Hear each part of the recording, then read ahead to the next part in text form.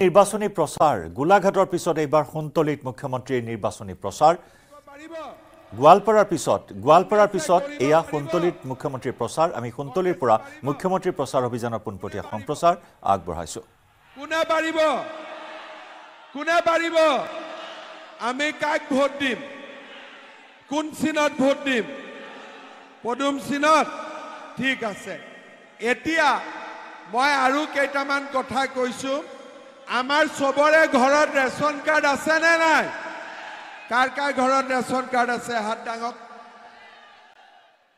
এইবাৰ যাৰ যাৰ ঘৰত ৰেশন কাৰ্ড আছে সবৰ ঘৰতে মই এটা অৰুণোদয় দি দিম হ'ব যাৰ যাৰ ঘৰত ৰেশন কাৰ্ড আছে সকলোৱে অৰুণোদয় পাব হ'ব বাবা ভাল হ'বনে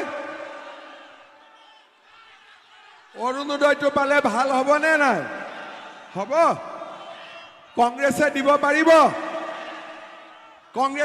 পাৰিব মই দি দিম হ'ব আৰু এইবাৰ আমাৰ ইয়াতে যাৰ যাৰ ঘৰত ৰেশন কাৰ্ড আছে সকলোকে মই এটা অৰুণোদয় আঁচনি পাক্কা কৰি দিম হ'ব আৰু এটা কথা আমাৰ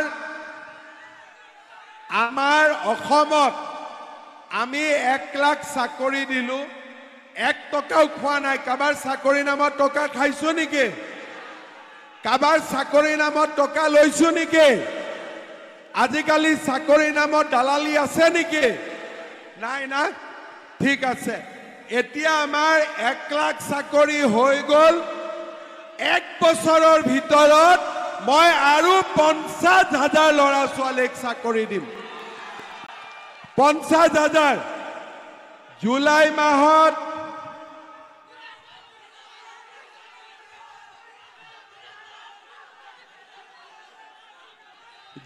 মাহত পুলিচৰ ইন্টাৰভিউ হ'ব আগষ্ট সেপ্টেম্বৰত গ্ৰেড 3 গ্ৰেড 4ৰ ইন্টাৰভিউ হ'ব ঠিক আছে আৰু এটা দালালে কোনো দালালে 1 টকা খাব নোৱাৰিব গৰীব আৰু দুখীয়া মানুহৰ ঘৰতে চৰকাৰী চাকৰি হ'ব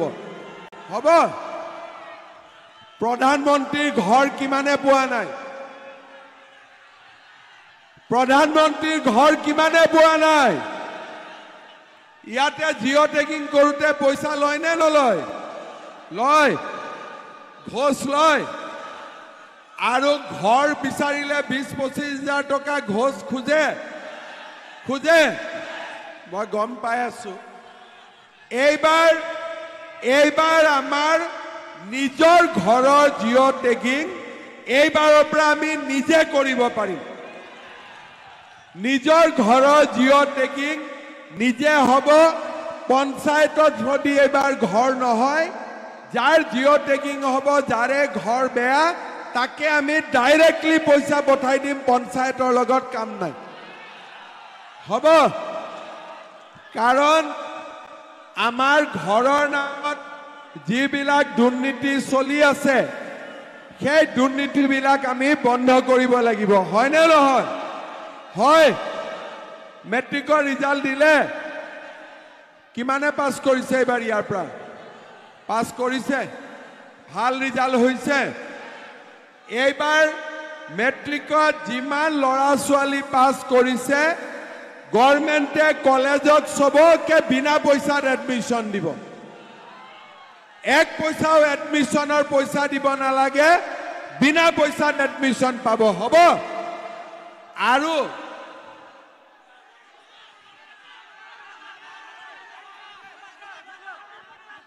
মানে কথা হলো কি মানে মুসলিমৰ যে নামাজ রোজা বলে এইটো মানে অলপ মাঝে মাঝে কৈ থাকে যে এই নামাজ রোজা আজান বন্ধ হবে এইটো মানে বেয়া লাগে অলপ মানে মোৰ মতে কি মানে হিন্দু মুসলিম ভাই সব একেলগে থাকক এইটো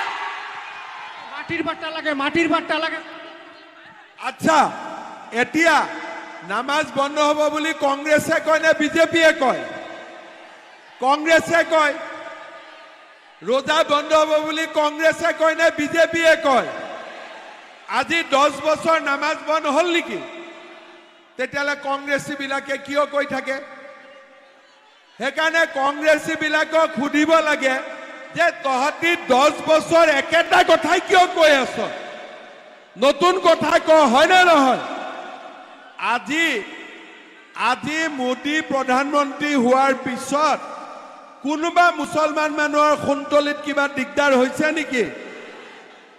নেকি দিগদাৰ হোৱাটো কাৰো নাই কিন্তু প্ৰচাৰ কোনে চলাই কংগ্ৰেছী বিলাকে চলাই থাকে হয় না নহয় সেইকাৰণে কংগ্ৰেছী বিলাকক ক'ব লাগে যে তহতৰ খুটাই কম্বলৰ দিন গ'ল আৰু এবাৰ মামাক ভোট দিম হ'ব একবাৰ মোক ভোট দি দে একবাৰ মোক ভোট দিয়ক ঝামেলা শেষ হয় না নহয় আমাৰ খুনতলিত মানুহৰ মাটিৰ পট্টা আছে মাটিৰ পট্টা কোনে দিব পাৰিব তেতিয়াহ'লে আমি মামাক ভোট দিব লাগিব নে নাই সেইকাৰণে কংগ্ৰেছৰ কথা শুনিব নালাগে আমি অকল বিজেপিক ভোট দিব লাগে হয় নে নহয় হয় এইবাৰ আপোনালোকে সকলোকে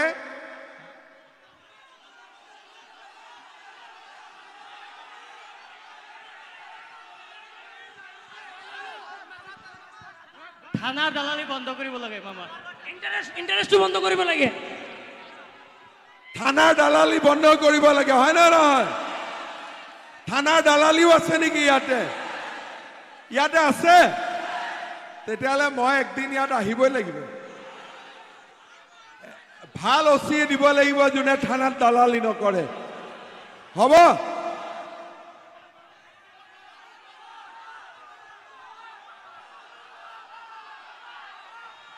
আৰু দাবী আছে দে এবাৰ তই ক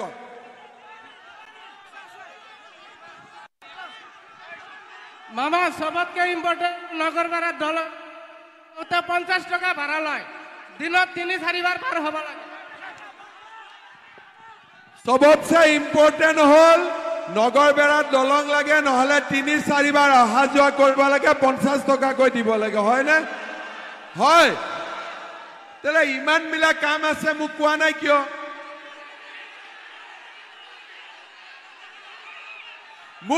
নাই কিয় ইমান দিনে এতে ইমান কংগ্ৰেছৰ দালাল আছে এই দালাল বিলাকক ঠাণ্ডা কৰিব লাগিব তেতিয়াহে এতে কাম হ'ব হয়নে নহয় আজি কংগ্ৰেছৰ ৭৫ বছৰ চৰকাৰ হ'ল খুনতলিৰ কাৰণে কি কৰিলে কিবা কৰিলে নেকি খুনতলিৰ কাৰণে আমিতো ব্ৰহ্মপুত্ৰৰ ওপৰতে দলং বনাই দিলো গুৱাহাটী উত্তৰ গুৱাহাটীত হয় নে নহয়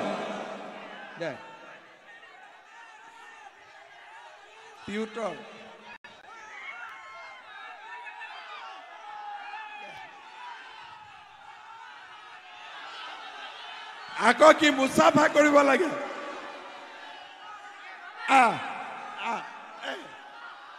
ভাগৰ লাগি যাব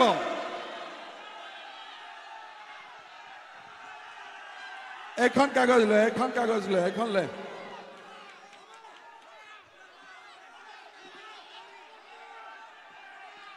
on behalf of tutor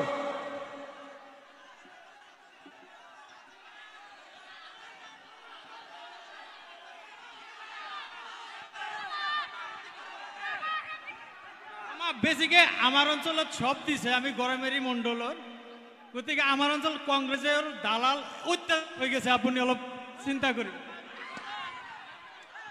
গড়মাৰিটো ভাল কথা মই এসেম্বলিটো কৈছো নে নাই হয়নে গতিকে সকলোৱে লগ লাগি এবাৰ কাক ভোট দিব লাগিব জলজলিৰ দলং নগৰবেৰাৰ দলং আৰু বহৰী আৰু খুনতলি দলং হয় না নহয় একেটাই কথা নে মেইন একেটাই কথা নহয় জানো মেইন একেটাই না মেইন না আৰু কিবা আছে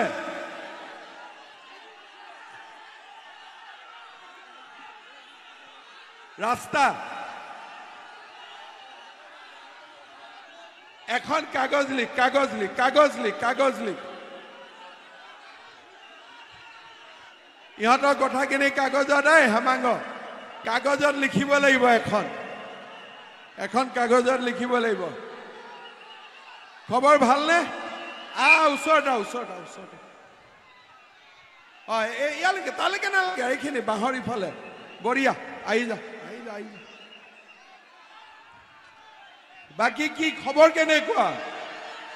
এবাৰ বিজেপিত দিবনে নাই? দিবতো। ভোট দিব কোনখানে? পদ্মচিনৰ মাছখানে। হ'ব, চবে দিবতো।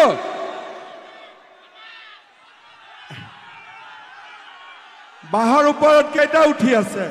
এই এটা। পৰিবি নেকি? নপৰ। কেইটা উঠি আছে বাঁহৰ ওপৰত? হে ভগৱান, এই তাত পিছফালে উঠি আছে। ইহঁতি পৰি যাব নেকি? নপৰে। বাঁহৰ ওপৰত যে উঠি আছে কেইটা পৰিব নেকি? নপৰে। বাপৰে, সঁচাই নপৰে নে?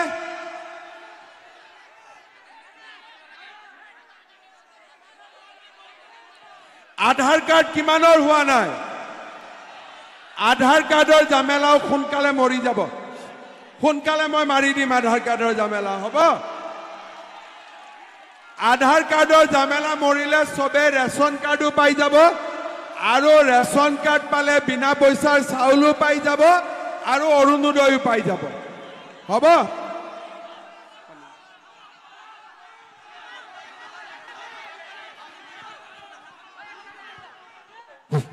স্যাৰ, আসলে কবলৈ গ'লে চমৰীয়া সমষ্টিত, নৱনিযুক্ত চমৰীয়া সমষ্টিত বহু সমস্যা আছে, কৈ শেষ নহ'ব। আপোনাৰ সিটটো লাগিলে 26ত আপুনি কাম কৰক স্যাৰ, চমৰীয়া সমষ্টিত। 26ত চমৰীয়া সমষ্টিত এইবাৰ বিজেপি জিকাব লাগিব, হয়নে? এইটো হ'ল ছেমি ফাইনেল, আৰু 26ত হ'ব ফাইনেল। নন্দিতা দাসৰ কিবা কাম আছে? নন্দিতা দাসে কিবা কৰিছে ৰাইজৰ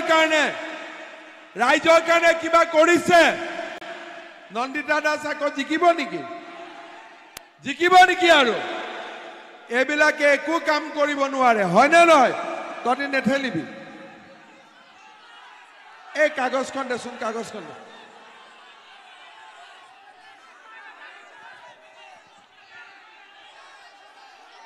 সোণতলী ব্লক হ'ব, সব ঠিক হৈ যাব। তয়ো মাইকত কথা কবি, চবে মাইকতে কথা কয়। এতিয়া এখন আহি ইয়াতে ৰাইজৰ মেল পাতিব লাগিব, হয়নে? চবক ৰাইজক কথা কব সুবিধা দিব লাগিব। হ'ব দে, তই ক কি?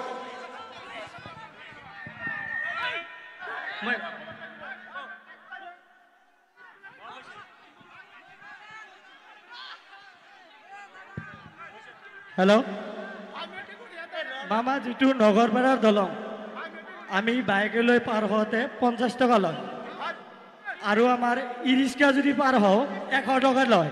এখন ই ৰিক্সাই দিনত 500 টকা ইনকাম কৰিব নোৱাৰে।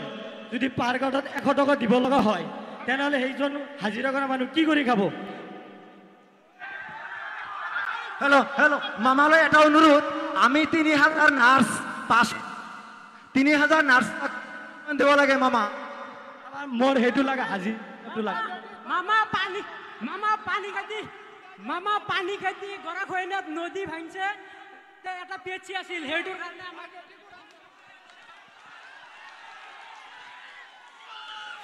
ল'ৰাবিলাকে ঠিকে কৈ আছে নে? চবৰে ছাপোৰ্ট আছে? নগৰবেৰা ব্ৰিজ পাৰ হওঁতে 50 টকা, আৰু ই ৰিক্সা 100 টকা। ব্ৰিজখন কিমান ডাঙৰ হ'ব লাগে? সৰু ব্ৰিজ, কিমান? আধা কিলোমিটাৰ নহয়, 300 মিটাৰ। 300 মিটাৰ। ঠিক আছে দে, মই এটা কাম কৰিম। ইলেকশ্যন হ'ব 7 তাৰিখে, 8 তাৰিখে মই ইঞ্জিনিয়াৰ পঠাই দিম চাবৰ কাৰণে। হ'ব, 8 তাৰিখে মই ইঞ্জিনিয়াৰ পঠাই দিম। এই মুস্তাফা আৰু আমাৰ প্ৰেচিডেণ্ট ক'ত গ'ল? 8 তাৰিখে ইঞ্জিনিয়াৰ পঠাই দিম, নগৰবেৰাৰ ব্ৰিজখন দেখুৱাই লৈ আহিলে হ'ল। হ'ব হ'ব হ'ব। বহৰি পানীখাইটিত PHC লাগে, এইখনতো উঠি গ'ল বুলি ক'লে। আৰু জেগা আছে, ঠিক আছে, হ'ব দে। এটা ইমানবিলাক কাম হৈ গ'লে মোক খানা খোৱাবি নে নাই? এই মাই খানা খোৱাবি নে নাই? ইয়াতে ছোৱালী স্কুলে কলেজে যায় নে নাযায়? যায়। আজিকালি বাচ্চা বিয়া হয় নেকি? আইনৰ বিৰুদ্ধেতো একো নহয়। সেইটো এটা নকৰিবি দেই বাবাহঁত, হা? হ'ব। মোক মাত্ৰ এটাই কাম লাগে, বাচ্চাবিলাকক বিয়া হ'ব নালাগে, ঠিক আছে? বাকী দলং মই চব কৰি দিম। হ'ব হ'বনে নাই?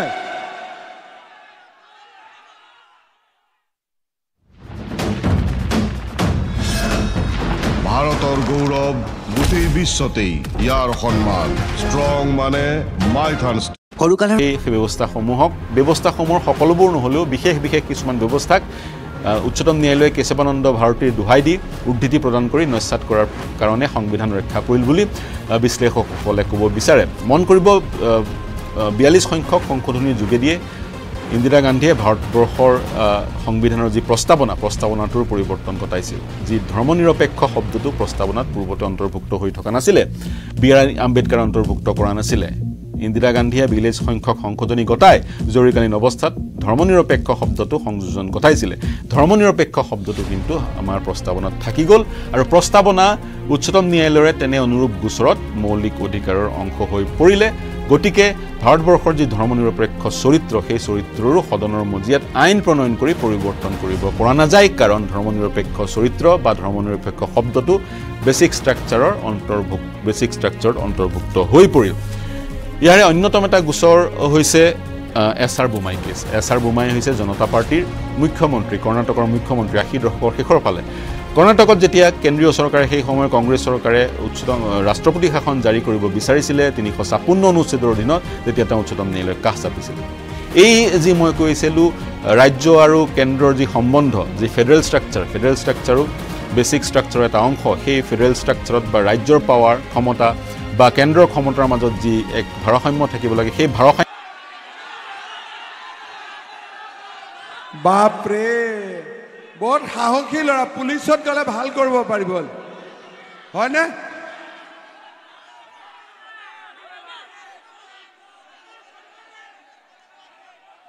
দালালটোতো বন্ধ হ'বই লাগে।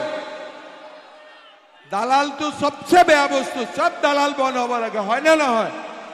সুদৰ বেপাৰী বন্ধ হ'ব লাগে, দালাল বন্ধ হ'ব লাগে, হয়নে নহয়? ঠিক আছে, এতিয়া এটা মই চবকে ক'লো, আমাৰ নৱগঠিত চমৰীয়া সমষ্টিত যিবিলাক, কি তই কিবা কবি? হেল্ল', নমস্কাৰ ছাৰ। মই বহুত গৰম অনুভৱ কৰিছোঁ আজি আপুনি আমাৰ এই সন্তলিত আহিছে। মই আগত কংগ্ৰেছ আছিলোঁ, আজি 15 দিনমান আগত আমাৰ মানস বৰা ডাঙৰীয়াৰ নেতৃত্বত মই BJP জইন কৰিছোঁ।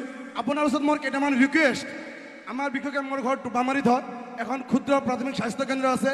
বহুত পেচেণ্ট তাতে যায়, এটা ডক্টৰো তাত নাই। তাতকৈ ডাঙৰ সমস্যা হ'ল আমাৰ নগৰপাৰা পাৰ্কঘাট। তাতে আপুনি বহুতবাৰ কৈছে ইতিমধ্যে ইঞ্জিনিয়াৰ পঠাব। বৰ্তমান আমাৰ বেছিভাগ মানুহে গৃহজীৱী মানুহ, বহুত দুখীয়া মানুহ। এবাৰ পাৰ হ'লে 50 টকাকৈ লৈ আছে। দিনত আমাৰ অফিচত যাব লাগে, SDC অফিচত আছে, মেডিকেল তাতে আছে। প্ৰায় এজন দুখীয়া মানুহৰ 300-400 টকা দিনত গুচি যায়, কিন্তু হাজিৰা কৰে মাত্ৰ 400 টকা। যদি পাৰ্কঘাটতে 300-400 টকা দিব লাগে, সেই দুখীয়া মানুহ কেনেকৈ বাচিব? তাতকৈ আৰু এটা কথা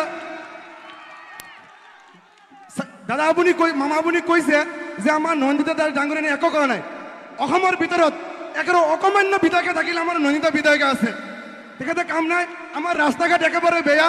আপোনাক অনুৰোধ কৰিছোঁ, একেবাৰে গড়াইমাৰীৰ পৰা আমাৰ নগৰপাৰা পাৰ্কঘাটলৈকে 2 লাইন ৰাস্তা কৰি দিলে আমি নদী আনন্দিত হ'ম। মামা নমস্কাৰ, মোৰ নাম মকবুল হুছেইন। মামা আমাৰ এইটো এৰিয়াত এটাই প্ৰব্লেম আছে, আমাৰ ডিপুটাৰৰ সমস্যা আছে আৰু ওচৰ অঞ্চলৰ মাটিৰ পাট্টা লাগে। প্লিজ একদম ডিভোটাৰৰ সমস্যা আৰু মাটিৰ পাট্টাৰ সমস্যা হয়নে নহয়? হ'ব, এতিয়া মই এখন এখনকৈ লিষ্টটো গাই দিওঁ।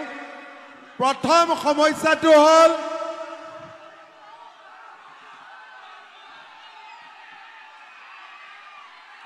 তহঁতৰ কি হ'ল, তোৰ কি হ'ল?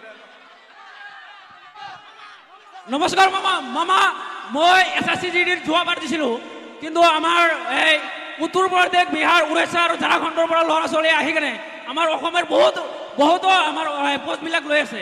মামা আমি অলপৰ কাৰণে যোৱাবাৰ নাপালোঁ, এইবাৰ আপুনি কি কৰিব? এটা SSC-GD মামা, SSC-GD চেণ্ট্ৰেলৰ মামা আপুনি কথাখিনি হিন্দীত এবাৰ কৈ দিয়ক। আমি কি লাগে? হাই সেকেন্ডারি ফার্স্ট ইয়ারের কারণে কোনো সরকারি কলেজ নাই সায়েন্সের কারণে আমার এই কলেজ কেন অতি সোনকালে লাগে? সায়েন্সৰ কলেজ লাগে। এই কাগজখন লৈ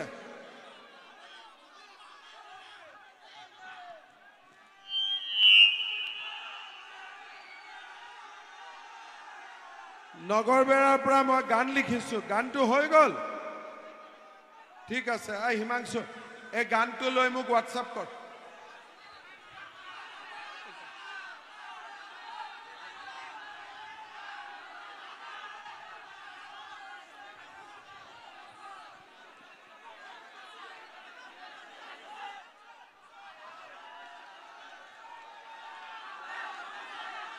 আচ্ছা, এতিয়া মই অলপ দেৰি মনে মনে থাকিলে মই কথাখিনি কৈ দিম, মই যিখিনি বুজিলোঁ। অলপ চবে মনে মনে থাক, অলপ সকলো মনে মনে থাকক। মই কৈ আছোঁ এটা এটাকৈ। 1 মিনিট ৰ, একদম চাইলেন্স, একদম চাইলেন্স। ঠিক আছে, মামাই কথা ক'লে শুনিব লাগে, পুৰা চাইলেন্ট। মই 1 2 3 কৰি গৈ আছোঁ, সকলোৱে শুনি ল'ব। 1 মিনিট চাইলেন্ট। প্ৰথম কথাটো হ'ল ইয়াত বহুত দুখীয়া মানুহ আছে।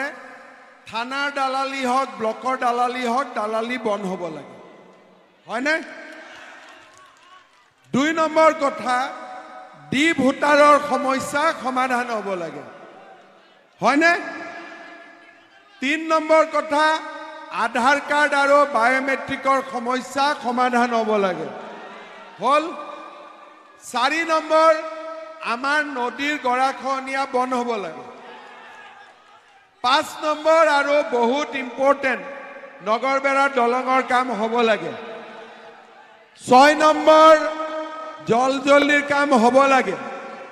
5 নম্বৰ, গৰৈমাৰীৰ পৰা সোণতলী চমৰীয়ালৈকে 2 লাইন ৰাস্তা হ'ব লাগে, হয়নে?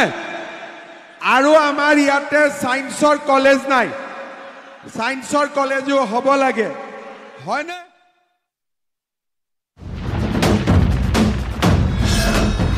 ভাৰতৰ গৌৰৱ গোটেই বিশ্বতেই ইয়াৰ সন্মান।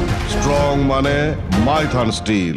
মোৰ ভাৰসাম্যকো যে সংসদে অল্টাৰ কৰিব নোৱাৰে সেই কথা নিশ্চিত কৰা হৈছিল SR বোমাই কেছৰ জাজমেণ্টত।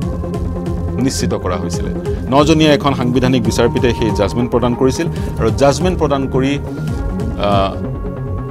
368 অনুচ্ছেদত কিছু লিমিটেশ্যনছ আনিছিল। 368 অনুচ্ছেদে সদনক, পাৰ্লিয়ামেণ্টক সংবিধানৰ সংশোধন ঘটোৱাৰ ক্ষমতা প্ৰদান কৰে, আৰু সেই ক্ষমতাৰ যোগেদিয়ে বিভিন্ন সময়ত অনুচ্ছেদ 356 অপব্যৱহাৰ কৰাই পৰিলক্ষিত হয়। অৰ্থাৎ এনে কিছু উদাহৰণ আছে যিবোৰ উদাহৰণৰ যোগেদি দেখা পোৱা যায় কেন্দ্ৰই হকে বিহকে ৰাজ্যসমূহত ৰাষ্ট্ৰপতি শাসন প্ৰযোজ্য কৰাৰ। আৰু সেই SR বোমাই গোচৰটো যেতিয়া উচ্চতম ন্যায়ালয়লৈ আহিলে, উচ্চতম ন্যায়ালয়ে ৰায় দিলে, যেতিয়াই 356 যোগেদি কেন্দ্ৰই ৰাষ্ট্ৰপতি শাসন প্ৰযোজ্য কৰিব কোনোবা ৰাজ্যত, কেন্দ্ৰৰ এই যি সিদ্ধান্ত, সেই সিদ্ধান্তৰ কিন্তু ন্যায়ালয়ত পৰ্যালোচনা হ'ব পাৰিব, জুডিচিয়েল ৰিভিউ কৰিব পাৰিব ৰাজ্যখনে বা কোনোৱে যদি দৃষ্টিগোচৰ কৰে উচ্চতম ন্যায়ালয়ত সেই ৰাষ্ট্ৰপতি শাসন প্ৰযোজ্য কৰাৰ যি ৰায় সেই যি সিদ্ধান্ত সেই সিদ্ধান্তৰ জুডিচিয়েল ৰিভিউ হ'ব পাৰিব তাৰ সমান্তৰালকৈ বহুকেইটা নিৰ্দেশ উচ্চতম ন্যায়ালয়ে দিলে উদাহৰণস্বৰূপে যি সংখ্যাগৰিষ্ঠতাৰ প্ৰমাণ সেই সংখ্যাগৰিষ্ঠতাৰ প্ৰমাণ এছেম্বলিত সদনৰ মজিয়াতে হ'ব পাৰিব কোনো গভৰ্ণৰৰ চোতালত বা কোনো আন স্থানত নহয় যিগৰাকী ব্যক্তিয়ে জয়লাভ কৰা দলটোৰ যিগৰাকী দলপতিয়ে চৰকাৰ গঠন কৰাৰ দাবী উত্থাপন কৰে তেওঁ সংখ্যাগৰিষ্ঠতা at the floor of the assembly বিধানসভাৰ মজিয়াত সংখ্যাগৰিষ্ঠতাৰ প্ৰমাণ দিব লাগিব আন কোনো স্থানত নহয় সেই কথা সুনিশ্চিত কৰিলে এছআৰ বুমাই গোচৰে